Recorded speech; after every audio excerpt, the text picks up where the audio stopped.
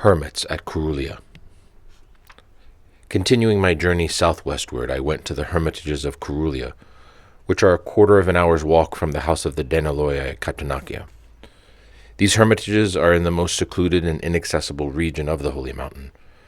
The huts of the hermits are built on very abrupt rocks, or rather on steep terraced cliffs, near the sea at the south end of the Athos Peninsula. It was in this area that in 492 BC, the mighty fleet of the Persian commander-in-chief Mardonius was sunk by the furious sea. There are nearly a score of hermits here, about half of whom are Greeks and the other Russians. I visited all the Greeks and most of the Russians.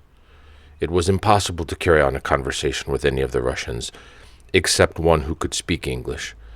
The others knew only Russian and a few Greek words. The first hermit I met was Father Gabriel, a Greek. When I came to the door of the enclosure of his hut, I pulled on a cord that was evidently connected with a bell inside, and I waited. After a while, a monk of about 45 years of age, who looked like St. John the Baptist, as depicted in Byzantine icons, opened the door. He asked me what I wanted, and having received my reply, let me in. This hut consists of a closet-sized chapel and 3 tiny rooms built in a cave. Below it there is a frightening abyss, while above it there is a rocky cliff that rises at an almost 90-degree angle. Gabriel asked me to sit down. I sat on a small bench and started asking him the usual questions: where he came from, how long had he been on Athos, how he found life here. I learned that he was an Athenian, and that he had lived in this hut for 20 years, sharing it until just a few years ago with his spiritual father. Since the latter's death, he has lived here all alone. Our conversation turned quickly to the spiritual life. Gabriel spoke as follows. There are a number of important things that should be observed by those seeking spiritual development. One of these is physical and mental quiet, hezekiah, made possible by living in a quiet place, away from noise, confusion, and distractions. Control of talking is another. Such control helps bring about inner silence, which strengthens a person spiritually, whereas unnecessary talking, it does the reverse.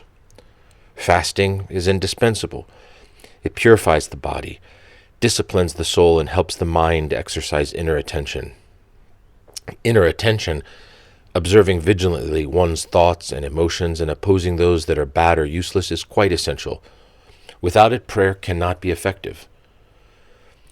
Noetic prayer is the most important and should be practiced constantly. This form of prayer consists in evoking noetically the name of Christ, saying, Lord Jesus Christ, Son of God, have mercy upon me. During such prayer, one should strive to bring the mind into the heart, to unite thought with feeling. I asked Father Gabriel whether he recommended the Philokalia for persons who, while living in the world, were interested in these practices and wanted to become familiar with them and to make proper use of them. He gave the following reply. The Philokalia is an excellent work, but it is for those who are advanced in the life of spiritual striving. It is the university education. First one has to go to grammar school, then to high school, and only then is he ready to go to a university. Should one start with the Evangelinos? No, he replied. This, too, is advanced. It's high school. One must start with something more elementary. One should read the lives of the saints, the Synaxarion, in order to learn what kind of men the saints were, how they lived, and what they did. Then one can proceed to the higher steps. It is necessary, he continued, that one have a spiritual guide. Without such a person, nothing can be achieved. Take an art or a trade, for instance. In order to learn it properly, one has to become an apprentice to a master artist or a tradesman. This is even more true in the case of the spiritual life, which is the art of arts and the science of sciences, as the Holy Fathers say. Gabriel spoke with deep conviction and feeling in a kind yet austere manner.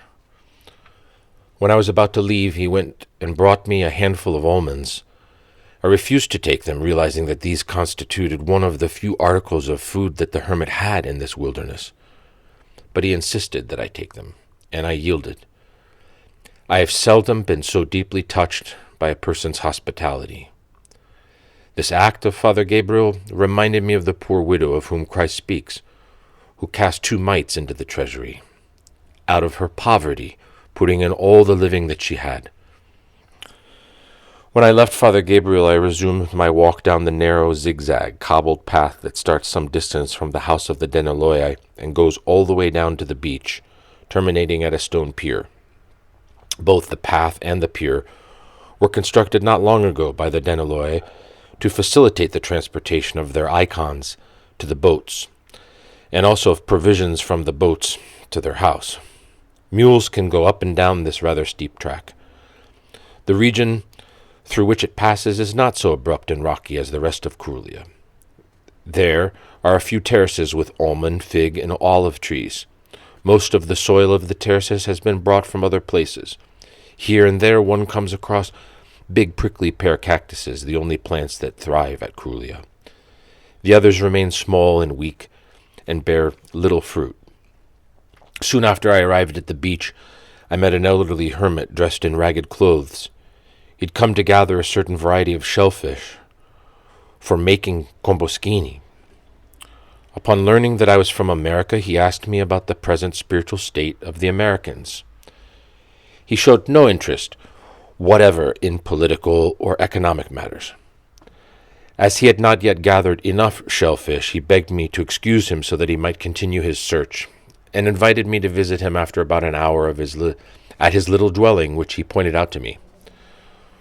Presently another hermit who had come to the shore for the same purpose came and greeted me. He was considerably younger than the other, probably in his late 40s. A conversation started, and the monk invited me to his hut to have coffee and to continue our talk away from the hot sun. I accepted his invitation and followed him up a very steep path to his hut, which is continuous with a cave bigger than the hut itself. "Why did I come here, you will ask me?" said the hermit, whose name was John. "For the sake of eternity. Our life here on earth, whether we are plain folks, scientists or professors, princes or kings, will inevitably come to an end. When we die, these titles and capacities will mean nothing, absolutely nothing. The only thing that will matter then will be the quality of our soul, whether it is good or bad, whether we have saved it or lost it. Heaven and hell are everlasting, whereas our earthly life is insignificantly brief. I was born in Athens, where I had a good job in a department store," John went on, "and could in time have become the owner of such a store. But I gave it up. I left Athens 18 years ago, renouncing mother, father, friends, and my way of life, and came to Athos." John paused for a few moments, and then added, smiling, "At one time when I was in the world, I dreamed of going to America and becoming an actor in Hollywood, as I felt that I had all that was needed to be a success in such a profession." In connection with this dream of John, I should explain that it was not based on a false estimate of himself. John is tall, handsome, with a classical Greek profile, blue eyes and blonde hair, and is gifted in speech. It's likely that he'd been urged to become an actor. "I sought happiness," he went on, "the way people usually seek it, in backgammon, dances, picnics, and the like. But every time I engaged in these, I returned home disappointed. I felt more and more the vanity of such things. In the spirituality here, on the other hand, I found something really satisfying. My decision finally to become a monk resulted from visits to a church that followed the old calendar. I was deeply moved by the contrition and piety of the congregation, and became seriously interested in orthodoxy, and finally resolved to live it in its highest and most austere form. For John, orthodoxy is the supreme, most important thing in life, in comparison with which everything else sinks into insignificance. But this orthodoxy must be faithful to tradition in all respects. John is one of those monks who are known as zealots because of their severely ascetic way of life and their great strictness in all matters pertaining to orthodoxy. With what does John occupy himself? He prays. He reads the spiritual works. He makes comboschini. In the tiny room in which we sat, I saw a copy of the Philokalia, some other works by Nicodemus, and the ascetic discourses of St. Isaac the Syrian. During our talk, he took up one of these books and read something in it that referred to prayer. He recommended to me the practice of the prayer of Jesus. John earns the small amount of money that he needs for his bare necessities by making komboskini with the shells of shellfishes or with woolen threads. The woolen komboskini are of different sizes and colors. Some are black, others are blue, and so forth. They all have 100 knots, each one of them made carefully by a very skilled manipulation of the threads, so as to form, according to John, 7 crosses. The other hermits at Karoulia earn their living in the same way, or by making baskets and brooms. "What about water in this desert?" I asked John. "This," he replied, "is provided by well-like cisterns that accumulate water during the rainy seasons. Some of them are made of cement, while others consist of hollows made in the rock. Water has to be used very sparingly, because there's so little of it. When one of us runs short of water, the others gladly supply him from theirs." "It is probably very cold here in the winter," I remarked.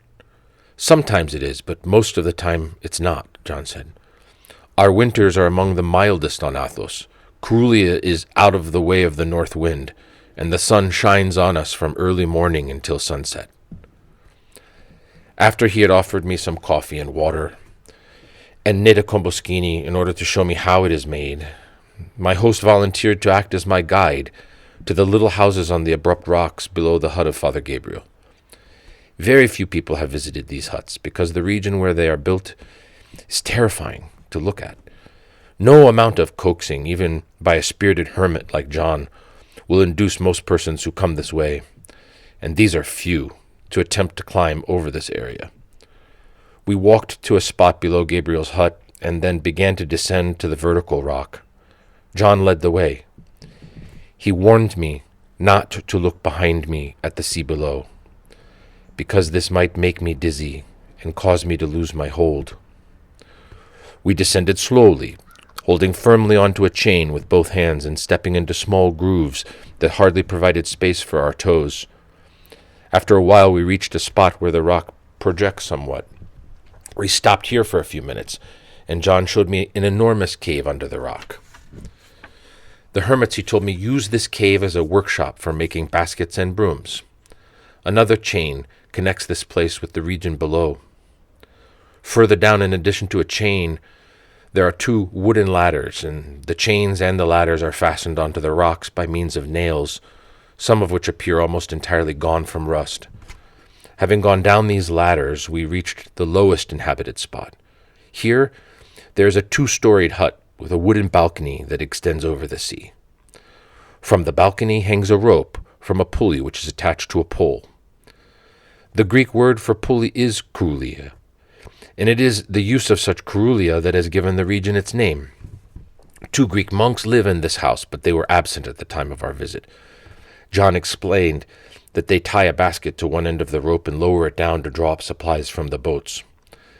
They also leave it lowered at times, hoping that some fisherman will put a piece of bread in it. Having seen the little house, we started climbing the rock, taking a different route from the one we took in descent. The mountainside was not quite as sheer as in the previous route, though here too we had to use chains and ropes. When we reached the road that connects the pier of Karoulia with the house of the Denaloiae, we parted. John's last words to me were these: "Work for your earthly country, America, but even more for the heavenly country of us all, and your reward shall be great in heaven." John walked downhill in the direction of his hut, while I went to the house of the Denaloiae to eat and stay overnight. Early the next morning I climbed down the rather precipitous cliff, and I ascended with John the day before. I stopped at the first hut I came to, knocked on the door, and waited. I heard movements inside. Then the door opened, and I saw before me a tall, very slim, upright, elderly hermit with a large white beard, wrinkled face, and clear, bright eyes. He was barefooted and wore ragged clothes and an old monastic cap. "What do you want, my son?" he asked serenely. "I would like to talk with you, to learn about your life here and the benefit from your experience," I replied. I am sorry, but I am a simple and illiterate man. What will you learn from me? But come in, and we'll talk. Or let us sit out here, if you prefer. It's windy and I am perspiring, I said. It would be better if we went inside. The hut of this hermit, whose name is Philartos, consisted of 2 extremely small rooms separated by a partition. The room into which he invited me was about 6 foot square and had a single window on the side that faced the sea. The floor was wooden and bare. The only furniture in the room was a wooden box. The hermit asked me to sit on it while he himself sat on the floor and leaned against the wall. He began to talk. I came to the holy mountain when I was 17. I am now 70 years old. The greater part of my stay in the mountain has been at the monastery of Stavronakita. I have been here at Karoulia during the last 10 years. At the age of 17, I planned to go to America, and had actually made preparations. But something unexpected happened that upset my plans, and I came to the holy mountain instead. It was the grace of the all-good God that brought me here. Philartos uttered the words, all-good God, with a deep feeling of gratitude and contrition crossing himself. Besides profound reverence for God, Philartos showed a humility that knows no bounds. I am the worst man, he said. I am worse than rubbish. Why did he come to this terrifying wilderness? We have renounced everything and have come here, he said, from our love for God and for the salvation of our soul. A man should strive to save his soul. If one fails in this, everything one has done has been in vain. Many people cannot understand why we insist so much on certain things, which for them are details not worth bothering about. But we who have come here cannot look that way at matters pertaining to our faith. We watch every little detail, lest we fail in our purpose. In referring to people who cannot understand the importance assigned by him and other monks, known as zealots, to little details, Philartos did not manifest even a trace of spite or indignation. The practice that Philartos stressed most of all was noetic prayer. Repeat the prayer of Jesus as much as you can, he advised, saying noetically in your heart, Lord Jesus Christ, have mercy on me. This is best done sitting quietly in your room. Regarding his diet, Philartos said, I eat very sparingly. When I work for others, as for instance in road repairing or construction, I eat nothing until I return to my hut. I avoid artificial and canned foods. They are not good for one's health.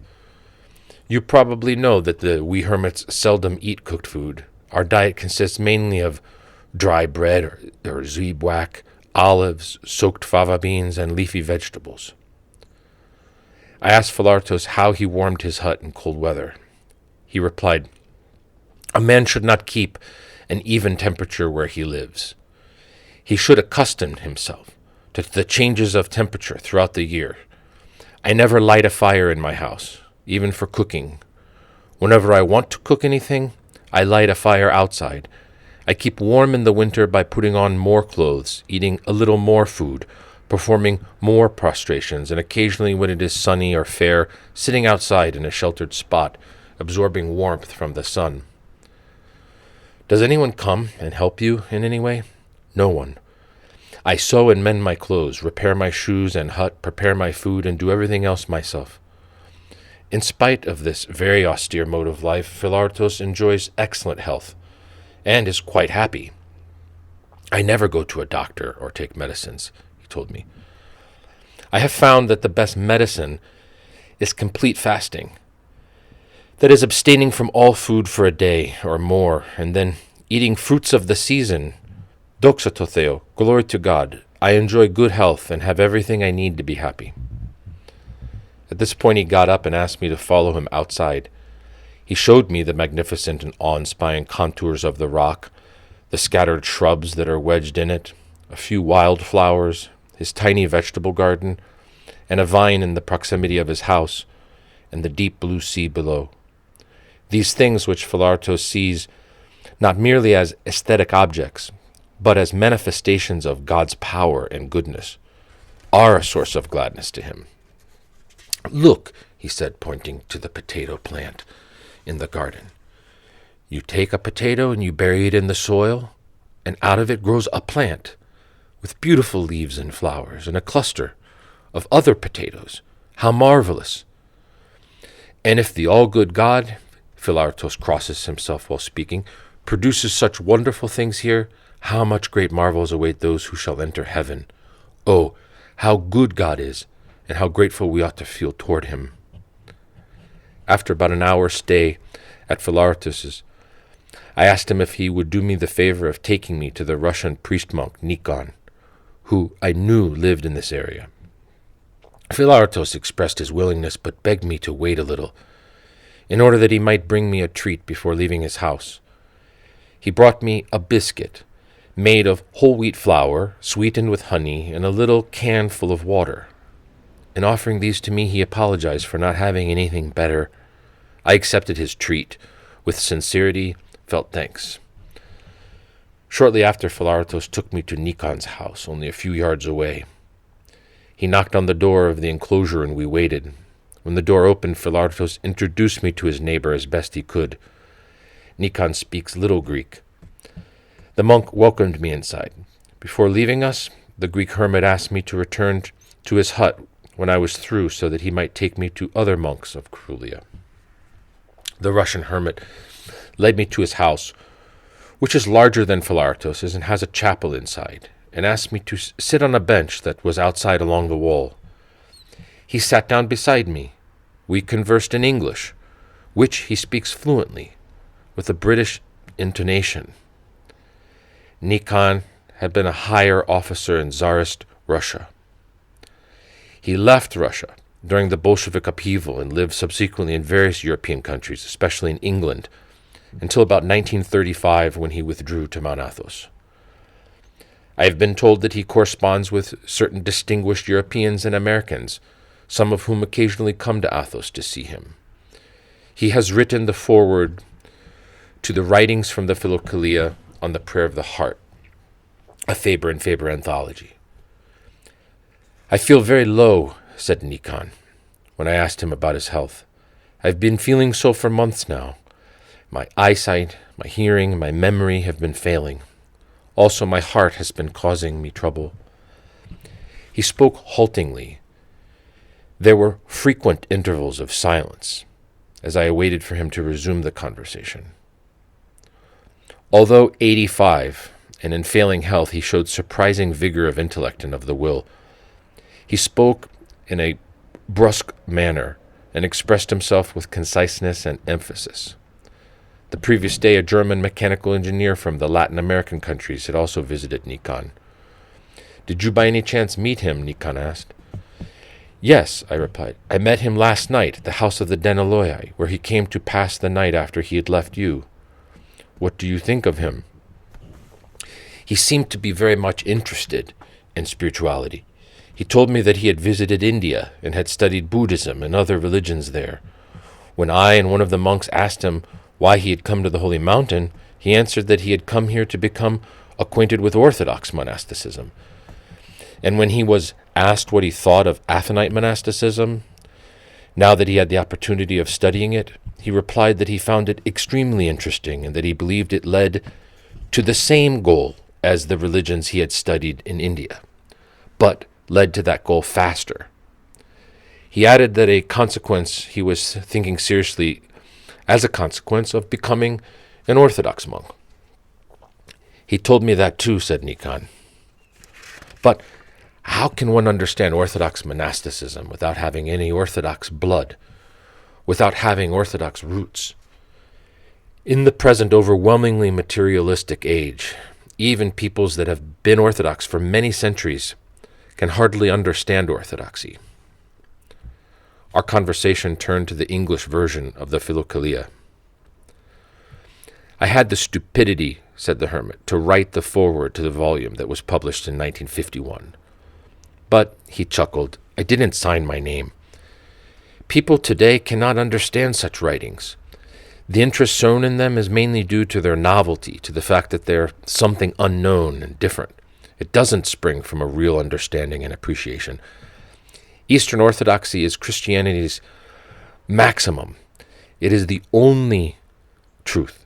To understand it, one must have a certain degree of inner development, but men's spiritual level today is extremely low. I didn't have to ask how Father Nikan liked Karoulia. Twice during our conversation he paused, looked around, and remarked, "This is a splendid place." As I was about to leave, I said to him, "Is there anything you would like me to send you from Athens or America? It will be a great pleasure for me to send you something." "Thank you very much," he remarked. "I don't need anything. The only thing I would care for would be a book on radio astronomy." "I shall send you one," I said, and rose to depart. Nikan accompanied me to the door of the enclosure, unlocked it, and let me out. He followed me for a few steps, and when I bid him goodbye, he said, "God bless you. Thanks for coming." I returned to Philaretos's hut as I had promised. He was ready to take me to some other hermits. Leaving his house, we went to Bartholomew, who is somewhat younger than Philaretos. We found him sitting in front of his hut weaving a basket. Bartholomew came to Athos at the end of the First World War, after serving in the Greek army for 5 years. I asked him what made him decide to come to the Holy Mountain and become a monk. "It was a call from God. It was God's grace," he replied. Although he lives in very great poverty, almost as extreme as Philaretos, Bartholomew would not let me go without having something. He offered me a little cup of coffee, a piece of lucum, and a glass of water. Next we visited Dionysios. He happened to be inside his hut and welcomed us in. I begged him not to serve me any refreshment, saying that I had just had some, but my words did not prevail on him. The last hermit we visited at Karoulia was the priest-monk Pachomius. He lives in the last hut I visited the previous day, the one with the balcony and the pulley. Pachomius invited us inside and showed us the basket he'd been making. Then he took us out onto the balcony and afterwards to the chapel. The latter is surprisingly large, considering the size of the house and the abrupt place on which it is built. One marvels at the faith and the skill of the hermits that built these structures, as well as the hardiness of the present dwellers. It is a feat just to descend to this house, to dwell in it the year round, especially when the violent sea is pounding below, and the powerful south wind is blowing on the sides, would try the endurance of all but a few men. When we were about to leave, Pachomius went into one of the rooms and brought a few pieces of cheese, an onion, and 2 handfuls of odd ends and bits of darkened bread, which he had probably received from one of the monasteries. He wrapped them in a cloth napkin and gave them to Philaretos. At first, Philaretos refused to take them, saying that he still had some food at home. But Pachomius finally persuaded him to take them by telling him that he might pass them on to someone else. Upon leaving Pachomius, we climbed up the sheer rock that rises above Pachomius's house, passing the large cave that I'd seen the day before. When we reached the other side of Karoulia, we took a steep, narrow path that goes through Cavarnos, and stopped on our way at several of the hermitages and talked with the inhabitants. Late in the afternoon, Philaretos and I parted. I felt very much obliged to him. Before bidding him goodbye, I asked him what he would like me to send him when I returned to the world. "Nothing," he replied categorically. "I have every good, and I am happier than a king. You would cause me grief if you send me anything whatsoever." Thus ended a day's association with a man who, although he is old in years, is young in body. Although he considers himself the worst of men, is really a saint, and although he has nothing, yet possesses all things. 2 Corinthians 6:10. About Philaretos, I was later to learn the following incident from Father Theodosius of the Monastery of St. Paul, editor of the periodical St. Paul of Zeraputamu. Months before we met, Philaretos had been summoned to appear in court in Thessaloniki.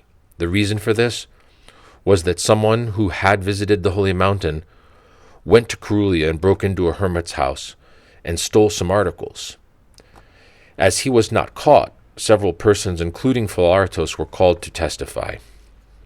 With the strictness that characterizes him in all matters, Philaretos refused to swear that he spoke the truth. asserting that taking an oath is contrary to Christ's injunction, which says, "Do not swear at all, but let what you say be simply yes or no. Anything more than this comes from the evil one." Matthew 5, verses 34 and following. Philaretos's refusal to take an oath led to his imprisonment for a period of 4 months, as the penal law of Greece states that anyone who refuses to testify under oath should be punished. This was his first contact with the world after a period of more than 50 years on Mount Athos. What is remarkable about the incident is that Philaretos endured his imprisonment without getting at all upset, but retaining his customary calm throughout. He considered his sentence a chastisement inflicted upon him by God himself for some element of vainglory that must have been lurking inside of him.